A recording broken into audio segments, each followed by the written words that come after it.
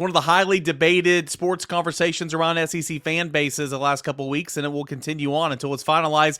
What are the 3 permanent opponents going to be for your favorite SEC football team when the conference expands to 16 teams and 9 conference games likely in 2024?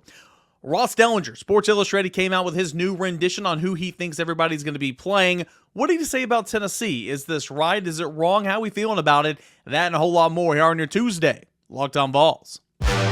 You are Locked on Vols, your daily podcast on the Tennessee Volunteers.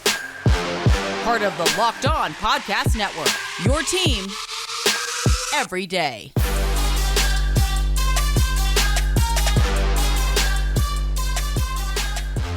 What is up, everybody? Welcome into it. This is Locked on Vols, and I'm your host, Eric Kane. You can always find me on Twitter. That's at _Kaner and at Locked on Vols. Always on YouTube by liking, subscribing to this channel, and listening wherever you find your podcast. Coming up in segment 3, I'm going to read off where some of you guys have told me that you've been watching and listening from, a part of the mailbag section coming up in segment number 3. So really, it brings a smile to my face whenever I read that you guys are listening to it in this part of the country or this part of the country, wherever. Seriously, it means a lot. So that and some of your questions in segment 3. 3 volunteers named to the All-SEC team per the coaches in segment 2, but you guys know I love starting off each and every show with a football topic. And this kind of came out on Friday, and so it's had a couple of days to stew a little bit, but I don't do a show on Saturday, so I wanted to bring this to your attention. Ross Dellenger, Sports Illustrated, he came out with his new best guess, if you will, in terms of who is going to be playing who when the SEC expands to 16 teams and likely 9 conference games. 3 permanent opponents, 6 crossovers. It's that 3-6 model to make 9 conference games. And he kind of came out with who he thought each and everybody's going to play. So we're going to start our conversation, start our show with that. In terms of Tennessee, who Ross Dellenger predicts, and he says that this is from industry insiders and conversations with the SEC. This is in no way, shape, or form official. That'll come out from the conference, likely around the SEC spring meetings here in the next couple of weeks to months. But this is the best guess right now from Ross Dellenger of Sports Illustrated, who is one of the best reporters covering college football. He does an excellent job. He says Tennessee's 3 permanent opponents will be Vanderbilt, no surprise, Alabama, no surprise, and then it will be South Carolina.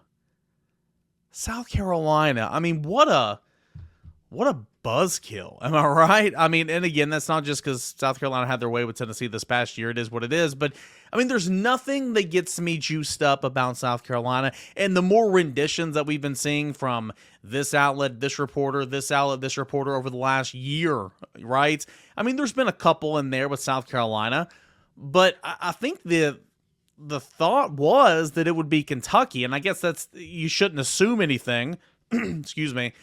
You should never assume anything, but it just makes so much more sense to be Kentucky. I mean, you're saving the world's largest cocktail party. You're saving the Egg Bowl. You're saving the Iron Bowl.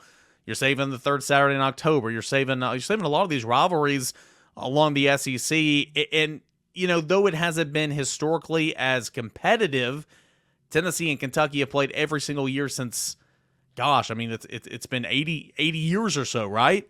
And I think it's going to be really unfortunate if it does turn out to be Tennessee playing Alabama, Vanderbilt, and South Carolina, that you're going to miss out on a Kentucky game every single year.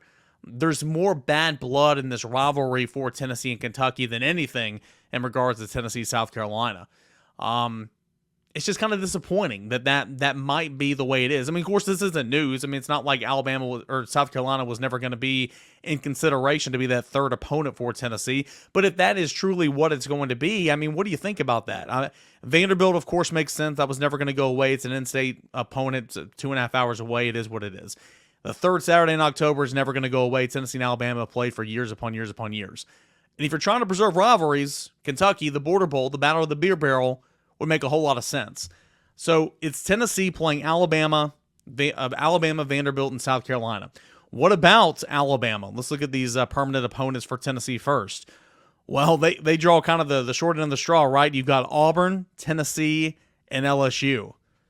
I mean, goodness gracious, right? I mean, Auburn is historically, they'll bounce back and up every couple of years, and it's got money. It's got a crazy fan base. We know about Auburn. LSU might have the most talent-rich states outside of Florida and Georgia, but the talent in the state of Louisiana is really, really good. And they've got a heck of a coach now in Brian Kelly. And then you have Tennessee, which over the course of the past 10 years, which is kind of what Nick Saban's saying, like you got to take into account the last 10 years, Tennessee would have been the gimme game in that. But now Tennessee looks like it's on the right path with Josh Heupel as head coach. And of course, coming off a 10-win regular season, an 11-win overall season, and a New Year's Six bowl victory in the Orange Bowl. That's tough sledding if you're Alabama, playing Auburn, Tennessee, and LSU every single year. Let's go to Vanderbilt. Vanderbilt, according to this diagram from Ross Dellenger, has Tennessee, Auburn, and Missouri. That's kind of fair. I mean, I guess Auburn would be the heavy hitter there. Tennessee would be the middle layer, and then Missouri would just kind of be the gimme game if you're looking at it from a Vanderbilt perspective, or in chances of the most gimme games. Let's look at South Carolina. South Carolina would have Florida, Tennessee, and Kentucky. South Carolina doesn't have many natural rivalries in the SEC, right? Tennessee has natural rivalries. Florida's got Auburn's got natural rivalries. Alabama has natural rivalries. Ole Miss has natural rivalries. Mississippi State has some natural rivalries.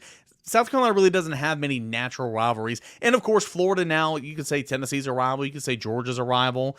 Of course, you can say some of these other schools are rivals as well, but it just nothing's doing it for me in terms of your South Carolina and you're playing Florida, Tennessee, and Kentucky every year. Let's move up and down the list really quickly. For Missouri, it would be Oklahoma, Arkansas, and Vanderbilt. For Arkansas, it would be Missouri, Texas, and Ole Miss. For Texas A&M, it would be LSU, Texas, and Mississippi State. It's good to see A&M and Texas playing again. For Texas, it would be Oklahoma, Texas A&M, and Arkansas. That's not the easiest go about, right? For Oklahoma, it would be Texas, Missouri, and Florida. LSU would be Ole Miss, Texas A&M, and Alabama. Ole Miss would be Mississippi State, LSU, and Arkansas. For Mississippi State, it would be Ole Miss, Kentucky, and Texas A&M. That's a pretty good draw, if you ask me. We already mentioned Alabama. Auburn's would be Alabama, Georgia, and Vanderbilt. So two heavy hitters, and then a gimme there with Vanderbilt. We know about Tennessee's. Kentucky's would be Mississippi State, South Carolina, and Georgia. Georgia's would be Auburn, Florida, and Kentucky. Florida's would be Georgia, South Carolina, and Oklahoma. And then again, South Carolina, which you've already mentioned, would be Florida, Tennessee, and Kentucky. So what say you? What do you think about this? I feel like, and again, this is not official, I do feel like Kentucky would just mean so much more for Tennessee fans. And I know the Southeastern Conference they're not going to make every single fan base happy. They're not going to try to prioritize any fan base over another. They're already prioritizing the third Saturday in October and the in-state rivalry Vanderbilt. So obviously Kentucky is third on that list, but it's something that means an awful lot, right? It does. A lot of you guys are asking about how does this affect basketball? Well, when the conference expands to 16 teams, okay, and 9-game regular season for football, for basketball, this means each season a team will play 2 permanent opponents home and away, 1 rotating opponent home and away, plus the 12 remaining teams in single contest either home or away for a total of 18 conference games. For the SEC men's basketball tournament, like Tennessee's about to go into later this week, all 16 teams will compete in a single elimination format consisting with the current format but with 2 additional games. The top 4 seeded teams will continue to receive a bye through the first 2 rounds of the tournament. And for the 2 permanent opponents for Tennessee basketball, if you had to guess, they'd be Kentucky and Vanderbilt. Obviously, Tennessee-Kentucky is one of the best basketball rivalries in the Southeastern Conference. That's not going anywhere. And then again, Vanderbilt's just always going to be a gimme with Tennessee. Tennessee will always play Vanderbilt. It doesn't matter what sport you're playing. Vanderbilt will be prioritized when regarding Tennessee in football and basketball, and then pretty much anything else. So, what do you think about this? According to Ross Dellenger, Sports Illustrated, Tennessee's 3 permanent opponents will likely be Vanderbilt, Alabama, and South Carolina. Again, in conclusion, nothing more than I've already said. South Carolina, there's nothing about that gets me juiced up. But what is exciting about this is it's a win because South Carolina right now is a very winnable game. Of course, Vanderbilt's a very winnable game. And then you just beat Alabama, which is good, and Nick Saban's not going to coach forever. So it's a win in that regard, don't get me wrong. I mean, Tennessee should be happy about this and not have to say anything, with the exception of maybe trying to fight for Kentucky. But it's also a win for fans because you can get in the car and drive to all these locations. You can get in the car and drive 2.5 hours west of Vanderbilt. You can get in the car and travel the 4.5 hours to South Carolina or whatever that is. And then you can get in the car and travel, the 4 hours to Alabama. It's a day trip if you want to make it for all these football games. Whereas Florida plays Oklahoma. I mean, that is a long drive. And of course there are other, there are other long top road trips for teams like Missouri and A&M and now Texas and stuff like that. So it's all about how you look at it.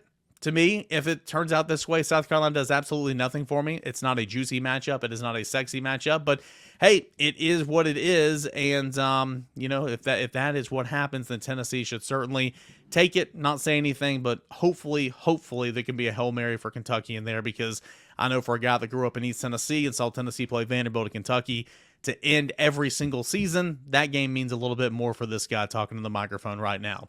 All right, when we come back, 3 volunteers made the All-SEC coaches team. Who are they, and how big of an accomplishment is this? Mailbag questions coming up later in the show. But first, I want to remind you guys about Built Bar. For a delicious treat, and you don't want all those fat and calories, you've got to try Built Bar. Just got through that holiday season. Swimsuit season is right around the corner. You want to start watching what you eat, but you don't want to sacrifice taste for health. But healthy is actually tasty with Built Bar. How do they make them so good? Well, for starters, it's covered in 100% real chocolate. That's right, it is real chocolate. And they have unbelievable flavors like churro, peanut butter brownie, and coconut almond. Not really sure how they do it, but listen to what all this had, what all a Built Bar entails, okay? First and foremost, it's only 130 calories. It's still covered in 100% real chocolate, but it's only 130 calories, 4 grams of sugar, and a whopping 17 grams of protein. And now you don't need to wait around for your box by ordering at Built.com. You can still do that, but your local Walmart and Sam's Club can also sell them as well. 4-bar box at Walmart by walking into the pharmacy section, or if you're at your Sam's Club, you can head up a 13-bar box. You can get hit flavors like cookies and cream, double chocolate, coconut puffs, brownie batter, churro, all that and more at Sam's, at Walmart, and as always at Built.com. For Built Bar, 17 grams of protein, only 130 calories, 100% real chocolate. That is Built Bar. All right, guys, welcome back into it. Your segment number 2 of a Tuesday show, Mailbag edition of the show, is coming up next. This is Locked On Vols, and I'm your host, Eric Kane. Hey, Q of the day. Got off to a hot start. Forgot to mention the Q of the day. This is brought on by a Twitter Tuesday question we're going to get to in segment number 3, but I want to go ahead and ask you guys, what freshmen are you looking forward to seeing the most during football spring practice? Is it Nico? Is that a slam dunk easy answer? Because, that's acceptable. He is a 5-star number 1 rated player in the country. So, that could be Nico Iamaleava. I said that fast. It sounded weird. Could it be Nathan Laycock, the wide receiver? Could it be one of those freshman linebackers? Who are you looking forward to seeing the most? I'm intrigued. So that is the Q of the day. You can hit me up at _Kaner and at Locked On Vols. And as always, in the comment section here on the YouTube video. All right, let's talk a little hoops here in segment number 2. Of course, we know Tennessee fell on the Plains, finished with getting that 5th seed in the SEC tournament. It's going to start off on Thursday night, playing the winner of a game on Wednesday of Ole Miss and South Carolina. Tennessee barely got by Ole Miss back in December, but they were playing without Triple J. Kind of a different team, obviously, now, especially without Zakai Zeigler. But Tennessee beat South Carolina by 40 points, both home and away. So looking like a good matchup for Tennessee in that regards for its Thursday matchup. But then if you win Thursday, you're going to get another crack at Missouri that beat you at the buzzer a couple weeks ago. So, but here's this. The All-SEC coaches team came out on Monday afternoon. Tennessee has 3 players named to the All-SEC team, and a couple of different things go along with it. So you got Santiago Vescovi. For the 2nd straight year, he has been named a first-team All-SEC selection, so that's good to see. There are 8 members on the first-team coaches All-SEC. Santiago Vescovi, for the 2nd straight year, is on that first-team All-SEC. Zakai Zeigler earned a spot on the 2nd team, and there was a point in time where he was arguably the best player in the SEC, the best point guard, one of the best point guards in the country during that stretch in January and early February when Zakai was just playing out of his mind, right? And it's unfortunate, it's heartbreaking that he tore his ACL at the beginning of the Arkansas game last week, and he's going to be not available for Tennessee for the SEC tournament. Of course, he wasn't this last Saturday at Auburn and for the NCAA tournament, but a good tip of the cap there to Zakai Zeigler for earning a spot on the 2nd team all-conference list by the coaches. Zeigler was also named to the all-defensive team, which is a really, really good accomplishment and something that has been pretty much an every-year occurrence almost, while Rick Barnes has been head coach here at Tennessee. So that was good to see.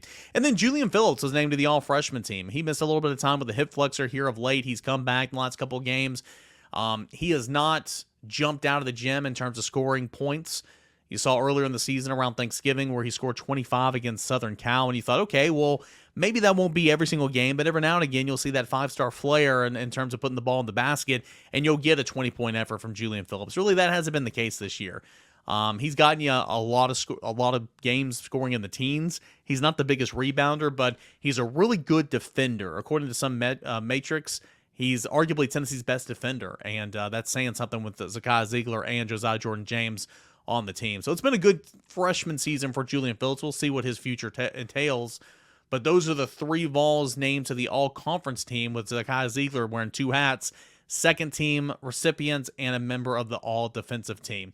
So Vescovi, more on him. He's included in this team's first team, all-SEC by the league's coaches. This is the fifth time that a Vol has been named first team all-SEC during the Rick Barnes era. Okay, so Rick Barnes had Grant Williams make the team in 2018 and 2019, Admiral Schofield make the team in 2019, and Vescovi the last two seasons. That's kind of hard to believe, right? I mean, there's been some good basketball players here at Tennessee with Rick Barnes, and this is only the fifth time a player's made first team All-SEC, two of which coming from Grant Williams, two of which coming from Santiago Vescovi, and one of which coming from Admiral Schofield. So really just three players the entire time Rick Barnes has been here has been named to the all-conference team by the coaches. It's kind of hard to believe if you ask me. It's kind of surprising a little bit, but it just kind of, is what it is in that regard. For the second straight year, Vescovi finished SEC regular season play as the league leader in three-point average, which is saying something because, boy, was he bad at points in time this year, because I don't think he's ever been right. I think that shoulder's been giving him issues all year long. But still, he's leading the league in three-point percentage, shooting at 38%, made 46 of 119, and that was in conference play. He also finished second in the league in three-point makes per game at 2.71. So he was almost shooting he was almost making a trio of three-pointers each and every game. Vescovi, this is one part of his game that I think has been super underrated. He was not a defender when he got here at Tennessee. I mean, he got off the plane and stepped into the starting lineup midway through his freshman year. He got here over the Christmas holiday because Tennessee had Lamonte Turner that had to retire early because of injuries and all that, and Tennessee just needed a player, right? And he's played every single game since, right? Or pretty much. But he was not a defender. His defense was a big time just kind of hole in his game. And he was a liability out there defensively. But in 17 SEC games this year, Vescovi is averaging 13 points, 4.5 rebounds, 2.5 assists, and 1.7 steals per game. Finishing eighth in the league in terms of steals at 1.7 steals per game. So almost getting 2 steals a game, which is really, really cool. So in terms of Zeigler, so he's named to the SEC All-Defensive Team for the second straight year. He was named to that team last year again. And he becomes only the third Vol of all time to record multiple stops on the all-defensive teams, joining E. Pons, which obviously was the Defensive Player of the Year one year, and Josh Richardson, who has a long, sustaining NBA career. That's pretty good company there if you're Zakai Zeigler in terms of being a multiple honoree on the all-defensive team for the SEC. That's really, really good stuff. So Julian Phillips, he was named to the all-freshman team, as we mentioned. He goes on to join Keon Johnson, Jaden Springer, Kennedy Chandler. Those guys were all named to the all-SEC team as the all-freshman teams during their one seasons at Tennessee the last 2 years. So that was good to see. Josiah Jordan-James was also named to the SEC Community Service team as well. Speaking of Josiah Jordan-James, any snubs here? Do you think that there's been any snubs to this all-SEC team? I would say no, because if Triple J was in the lineup more this season and not hurt so much, potentially he could have been pushing for spots on one of these teams, but he just wasn't, and so that's unfortunate. Olivier Cumwa, certainly not, because he's not been consistent at all this season. So I think the three that were awarded, Vescovi, Zeigler, and Phillips, are all deserving. A greater look around the SEC, 2 coaches of the year, according to the coaches who voted on this, Buzz Williams and Jerry Stackhouse. Player of the year is Brandon Miller. Of course, you can say what you want about him and his role and the off-the-field ordeal that's going on down there in Tuscaloosa regarding that basketball team, which is just tragic. When he was on the field, when he was on the court, he was certainly electric. Brandon Miller named the Player of the Year in the SEC and the Freshman of the Year in the SEC. Excuse me. Javon Quinterly of Alabama named the Sixth Man of the Year, and Defensive Player of the Year was Liam Robbins of Vanderbilt. Actually, there were two Sixth Men of the Year, Javon Quinterly and Antonio Reeves of Kentucky. Some other guys on the first team. So joining Vescovi on the first team was Brandon Miller of Alabama.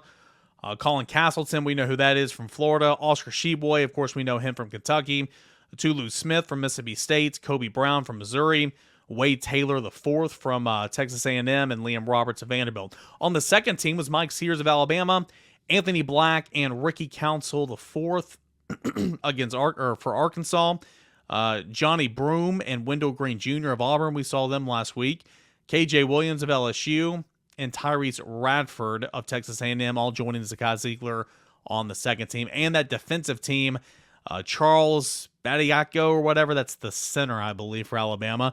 Devontae Davis of Arkansas, Colin Castleton of Florida, Zakai Zeigler of Tennessee, and Liam Roberts of Vanderbilt. And the other freshmen on the all-freshman team, along with Julian Phillips, Gregory G.G. Jackson, who was the number one overall player in the country for South Carolina, Chris Livingston and Carson Wallace of Kentucky, Riley Kugel of Florida, Anthony Black of Arkansas, and then a trio of Tide members, Jaden Bradley, Noah Clowney, and Brandon Miller.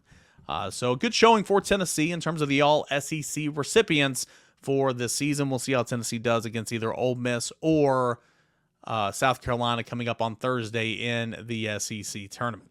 All right, guys, when we come back, we'll get to your mailbag questions of the show. But first, I want to tell you about a proud sponsor of the show, and that is FanDuel Sportsbook. FanDuel Sportsbook, the midway point of the NBA season, is here, and now is a perfect time to download the FanDuel Sportsbook app. It's America's #1 sportsbook, because now customers get a no-sweat first bet up to $1,000. That is bonus bets back if your first bet doesn't win. Just download the FanDuel Sportsbook app. It is safe, it is secure, and it is super easy to use. Then you can bet on everything from the money line to the point scores, even to three-pointers drain. You can check out the spread, money line total, player props, player points for rebounds, assists, all that type of stuff. Great prop bets, and you can even mix some things together, right? Like 2 3-pointers scored in the first 3 minutes. Like all that can be found at FanDuel Sportsbook. Lets you combine that FanDuel Sportsbook. It also lets you combine bets for a bigger chance at a payout with same-game parlay. So don't miss a chance to get your no-sweat first bet up to $1,000 in bonus bets when you go to FanDuelSportsbook.com/lockedon. That is FanDuelSportsbook.com/lockedon. Make every moment more with FanDuel, the official sports betting partner of the NBA. All right, guys, we got a final segment left here of your Tuesday edition of Locked On Vols. Don't forget, coming up on tomorrow's show, we'll have Josh Ward for a little Ward Wednesday. We'll continue to preview Tennessee spring practice that's coming up week after next, all that and more, and plus get you set for Tennessee and the SEC tournament. That's all right here at Locked On Vols. But every Tuesday, we open up the mailbag. If you guys have any questions, any comments, any concerns about Tennessee basketball, Tennessee football, spring practice, recruiting, Tennessee baseball, Lady Vols, whatever you got, it's right here at _Caner and at Locked On Vols. Got a couple of questions we'll hit on today, but more than anything, I want to go around and kind of share where some of these people are listening from around the world, and it's truly incredible. But first, we'll get to those Twitter Tuesday questions. We'll start with James. James says he wants to know about the shortening of halftime in terms of trying to make games shorter. College football is trying to make games shorter, condense the games a little bit, experimenting with clock rule changes and all that type of stuff. And James wants to know if, potentially if you can shorten the halftime to get it to be like the NFL. I haven't heard that discussed much, to be completely honest with you. And maybe because, and maybe this is a silly answer, but maybe because college football is more of a pageantry compared to the NFL. You've got the bands, it's a show at halftime, right? And I got to be honest with you, I haven't watched an NFL halftime show, and I've been to some NFL games, but I don't know, because if you're watching at home, like the majority of us are for NFL games, you're going back to the studio during halftime break. So I know in college games, you get a performance, at least for Tennessee, from the Pride of the Southland Marching Band, and that's incredible, right? And there's a lot of other things that go on during halftime, but I haven't heard much talk about it, so I couldn't speak on that, but I did some research research, right? And it looks like college halftimes are on average are 15 minutes, and the back judge actually sits there in time zone. Actually, that's in the NFL. Sorry. Hold on, I'll get to that in a moment. But college halftimes are 15 minutes. But the NCAA and the leagues give you leeway when there are big-time rivalry games, like, say, Tennessee-Alabama, say, Tennessee-Georgia. It can balloon to maybe 20 minutes, and that also is the case for homecoming games and for bowl games. So 15 minutes at the minimum. Sometimes it's 20 minutes, but in comparison to the NFL is 13 minutes on the dot, and the back judge is sitting there timing it. I guess if a team comes out too late or is not ready to start the second half, then they'll get a penalty or something. But I have not heard much about the shortening of halftime. It's been more about experimentation with the clock rule changes. But what we do know, we say it all together, nothing's going to change in terms of TV timeouts because that is where the money is. Good stuff, James. Sorry I overlooked you last week. Let us go. I found the Twitter Tuesday question. I always encourage you guys to go on Apple Podcasts and leave me a review, right? And I was checking those out. I hardly ever check them. I tell you guys to go there a lot. About once every 3 months, I go and check and see some of the stuff that's written. And I can't thank you enough. Those reviews are really nice. Most of them. Some of them make me laugh. But you can't always bat 1,000, right? But this is coming from Valhalla24. And it says Monday, so I'm going to say this was last Monday. It says, I don't have social media, so hopefully you can see my question on here. Took me a week, but I found it. For $1 million, you have to compete in one of the following. Which do you pick? I like this. Complete a pass beyond the line of scrimmage as a quarterback, catch a 5+ yard pass as a wide receiver, run for 1+ yards as a running back, or kick a PAT while in an NFL game. Which one would you pick? Love the pod. Well, I love this question. This has nothing to do with Tennessee, but I love this question. All right, so it's in an NFL game setting, and it's for $1 million. I have to complete a pass, run a yard, catch a 5+ yard pass, or kick a PAT. All right, so with $1 million on the line, throwing a pass, I do not want to put myself in that situation because I feel like that would be the hardest thing to do. So throwing a pass is out for me. Catching a pass, I'm not saying I could do that in that setting, but it's not like it's difficult to run a little slant or run an out or whatever. You got to get some depth there in that route though to make it 5+ yards. But do I want to take the chance of A, dropping it, B, getting plastered over the middle by a linebacker? No, I do not. So that one's out for me. Kicking a PAT, I feel like, might be the easiest one. We all like to hate on kickers. Kickers are either the heroes or the goats. It's all super easy. But remember, in the NFL, they moved him back, so it's like a 25-yard field goal, and the field goal posts are in tighter than they are in college. I've gone out and kicked a bunch of field goals in my life. It's honestly, it's not that difficult. I've never done it in a game setting, never done it in pads, so of course, I think it's not that hard, but I've never had a rush coming at me. But still, since I'm not a kicker, I'm going to say I wouldn't do that either. Running for 1+ yards as a running back. I mean, come on, guys. Like, I understand I'm not going to be rattling off a big gain of 50 yards. I understand I'm not going to be a 100-yard rusher. But if I line up, give me my shoulder pads and helmets. All right, let me stretch a little bit. If I line up, give me that I formation, and you just turn around and hand me the football, and I'm running behind an NFL offensive line, you can't tell me I can't get 1 yard for $1 million. I feel like, 1, that'd be my strength. 2, that'd be easy. All right, that's just me. Now, do I have to hold on to the football? Because I bet I would get torn apart and they'd strip that ball or blindside me or whatever, and that ball would go flying. But I think that is the easiest way to get $1 million in this scenario. Kicking, I don't think it'd be that difficult, but it is pressure. I don't want to do that. Throwing, heck no. Catching a pass, I don't want to take the chance of dropping it or getting blindsided over the middle. Running behind an offensive line, just I formation, offset I, turn around, give me the football.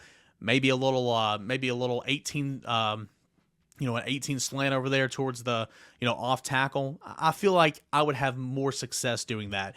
Love that question, by the way. Any questions like that you want to throw in here on Mailbag shows, by all means, do it. I love that stuff.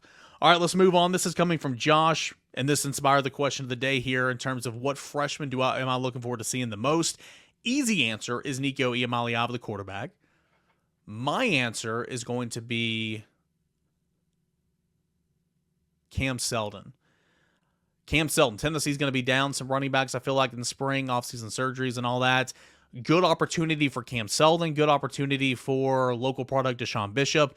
Good opportunity for, some of those guys already on the roster to, really, Sampson as well, to really, take control of that room and to get some valuable reps. Cam Selton, I believe, is going to start out at running back in spring. Of course, what do they use him? How quickly does he master it? Does he master it in the spring? Do they put in some things for him, or do they let him rep at a little wide receiver? I'm intrigued to follow that storyline. I think that is going to be really, really interesting. So Cam Selton is my answer. Appreciate that, Josh. What about you guys? What freshmen are you looking forward to seeing the most during football spring practice? That is the cue of the day. Let me know right here on YouTube or by tweeting me at _Canner and at Locked On Vols. All right, last thing I do want to point out, a lot of you guys who have been answering my question from last week, where in the world are you watching or listening to this show? C. Norm White says that he drives across the country, 5,000 plus mile journey every week, and that he listens. He's listening from North Georgia mountains all the way to the West Coast. C. Norm, really, really do appreciate that. We got Ra Ellison, I'm not sure. It's just a bunch of letters put together. Anyway, it's on Twitter and says, love listening to the pod.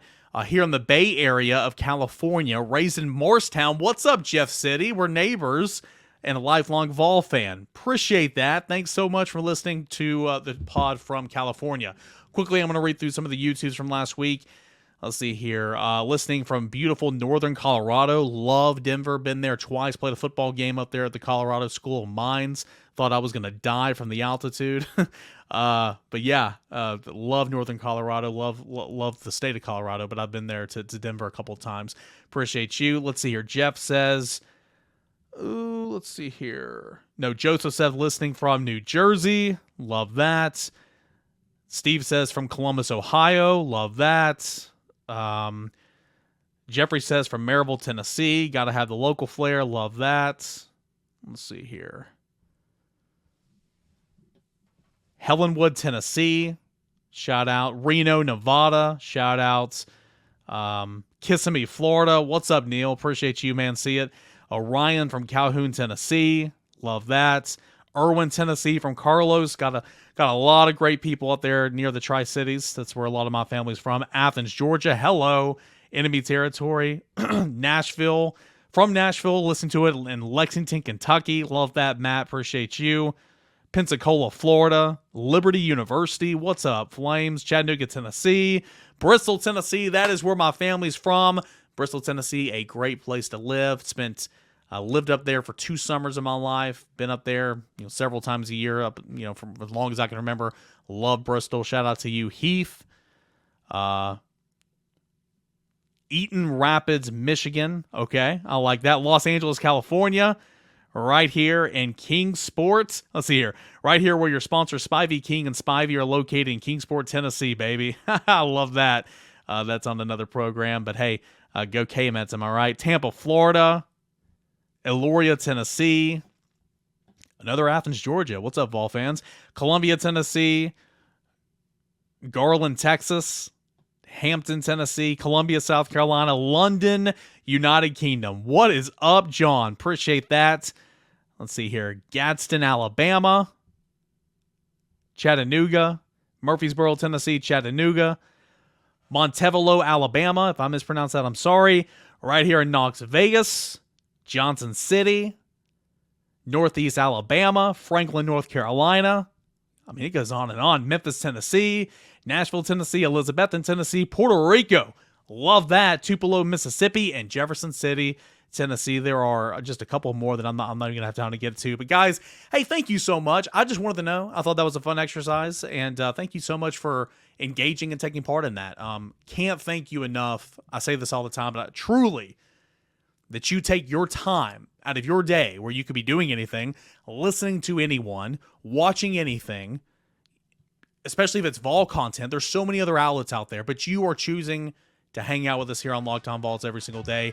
It means so much to me. Thank you so much, and allowing me to do what I love. Thanks for the support.